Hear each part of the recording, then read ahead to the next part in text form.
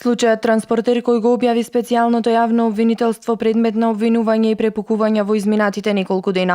Во петокот специјалното јавно обвинителство достави барања за притвор на осомничените како и барања за конфискација на 3 стана, 8 автомобили и 33 автобуси. Кривичниот суд во Скопје треба да соопшти кога ќе ги повика на распит 11 мината осомничени во акцијата Транспортер. Според доказите на обвинителството, осомничени за криминал со превозот на ученици се градоначалникот на општина Битола Владимир Талески, председателот на Комисијата за јавни набавки во Битола, директори на основни и средни училишта како и превозници, кои ја подпишувале и наплаќале повисоката сума за превозот која ја креирала општина Битола.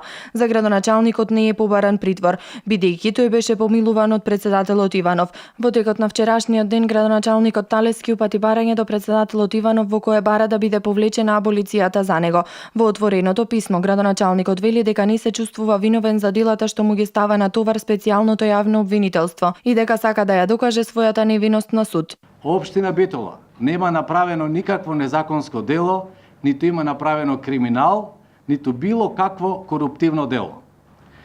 Најголемиот дел од сето она што беше денеска така бомбастично и театрално изнесено беше од политички побуди.